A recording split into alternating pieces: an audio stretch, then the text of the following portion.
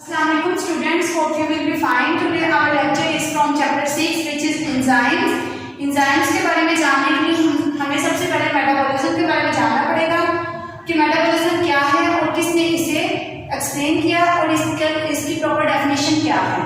Metabolism एक Greek word है, ये ग्रीक वर्ड से निकला है जिसका मतलब है चेंज, यानी हमारी बॉडी के अंदर मुसलसल चेंज हो रहा है। हमारी बॉडी के अंदर बहुत सी केमिकल रिएक्शंस ऐसे हो रहे हैं जिसके नतीजे में हमारी बॉडी के अंदर चेंज आता है। इसे सबसे पहले इब्न नफीस ने एक्सप्लेन किया था और इसके मुताबिक our body undergoes towards the change by the metabolic reactions, यानी केमिकल रिएक्शंस की वजह से हमारी बॉडी के अंदर चेंज आता है। अब मेटाबॉलिज्म की प्रॉपर डेफिनेशन देखते हैं। इसके अकॉर्डिंग मेटाबॉलिज्म क्या है? Set of biochemical reactions occur in living organisms. Biochemical reactions कौन से होते हैं? जैसा कि आप लोगों ने 9th क्लास में पढ़ा था कि बायो एलिमेंट सिर्फ लिविंग एलिमेंट्स के जो है ना लिविंग ऑर्गेनिज्म के अंदर पाए जाने वाले एलिमेंट्स हैं। इसी तरह ऐसे केमिकल रिएक्शन जो सिर्फ लिविंग ऑर्गेनिज्म के अंदर हों उन्हें हम बायोकेमिकल रिएक्शंस कहते हैं। और इन बायोकेमिकल रिएक्शंस की वजह से हमारी लाइफ का स्ट्रक्चर, हमारी लाइफ मेंटेन रहती है, हमारी बॉडी का स्ट्रक्चर मेंटेन होता है, हम ग्रो करते हैं, रिप्रोड्यूस करते हैं और एनवायरनमेंट को रिस्पॉन्स देते हैं। अब इसकी टाइप्स की तरफ आते हैं। मेटाबॉलिज्म की दो टाइप्स हैं, एनाबॉलिज्म एंड कैटाबॉलिज्म। अगर हम एनाबॉलिज्म को डिस्कस करें तो एनाबॉलिज्म का मतलब है जोड़ना, ज्वाइन करना। अगर हमारी बॉडी के अंदर होने वाले बायोकेमिकल रिएक्शंस ऐसे हों जिनके अंदर स्मॉलर मॉलिक्यूल्स ज्वाइंट होकर लार्जर मॉलिक्यूल्स बनाएं तो उस प्रोसेस को या उस बायोकेमिकल रिएक्शन को एनाबॉलिज्म कहते हैं। जैसे हमारी बॉडी के अंदर अगर 2 ग्लूकोज के molecules smaller molecules joint up होकर सुक्रोज के मॉलिक्यूल को बनाते हैं, सुक्रोज का मॉलिक्यूल जो है वो लार्जर मॉलिक्यूल है, तो ये एक एनाबॉलिक रिएक्शन होगा। और इसके नतीजे में एनर्जी हमें स्टार्ट में देनी पड़ेगी। अगर हमें एनाबॉलिक रिएक्शन अपनी बॉडी में करवाने हैं तो हमें एनर्जी यूटिलाइज करनी पड़ेगी, पहले यूज करनी पड़ेगी, यानी स्मॉलर मॉलिक्यूल्स को ज्वाइन करने के लिए एनर्जी देनी पड़ेगी और फिर लार्जर मॉलिक्यूल्स बनेंगे। अब नेक्स्ट मूव करते हैं हम कैटाबॉलिज्म की तरफ। कैटाबॉलिज्म ऐसे बायोकेमिकल रिएक्शंस हैं जिनके अंदर लार्जर मॉलिक्यूल्स ब्रेक डाउन होते हैं और कन्वर्ट हो जाते हैं स्मॉलर मॉलिक्यूल्स में। जैसा कि हमारी बॉडी के अंदर होने वाले बहुत से बायोकेमिकल रिएक्शन ऐसे हैं जिनके अंदर लार्जर मॉलिक्यूल्स ब्रेक डाउन होते हैं और स्मॉलर मॉलिक्यूल्स देते हैं और हमें साथ साथ एनर्जी देते हैं। इसे हम नेक्स्ट चैप्टर्स में डिस्कस करेंगे।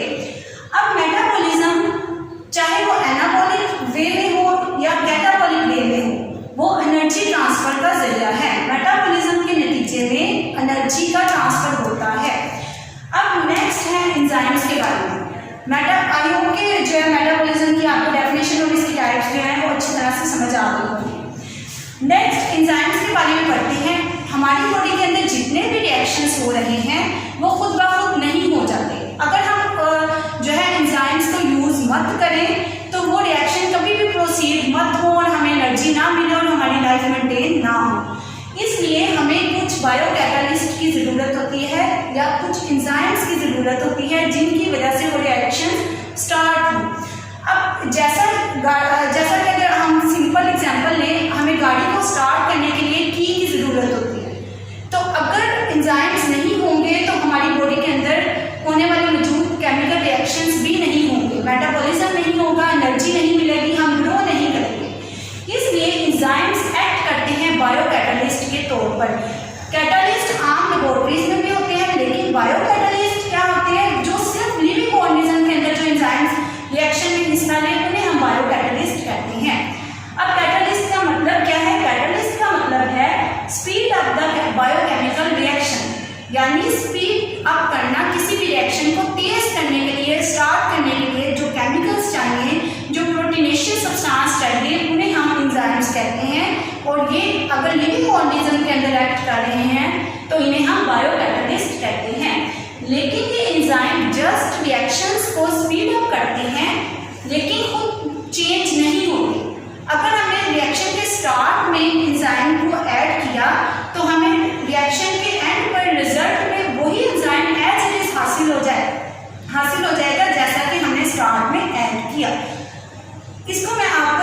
डायग्राम से एक्सप्लेन करूंगी।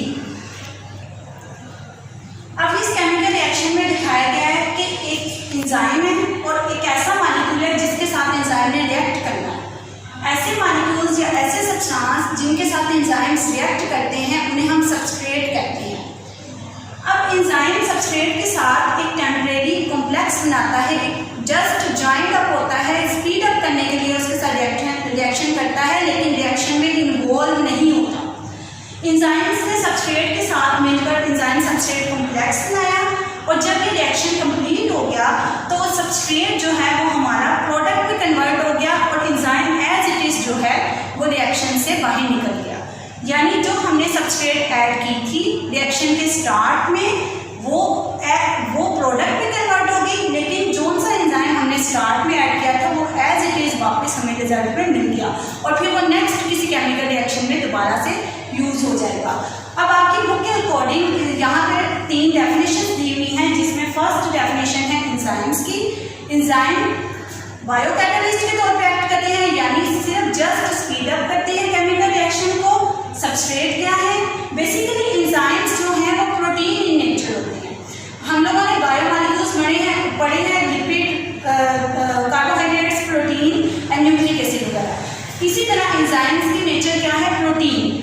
अब सबस्ट्रेट वो वाला मॉलिक्यूल है जिसके ऊपर एंजाइम ने एक्ट करना है और प्रोडक्ट वो वाले मॉलिक्यूल्स हैं जो हमें रिएक्शन होने के बाद एंड पे हासिल होते हैं। इस तरह से ये तीनों डेफिनेशंस आपकी बुक में लिखी हुई हैं, आप लोगों ने एज इट इज याद कर लेनी है। I hope you will learn it very well. अल्लाह हाफिज़।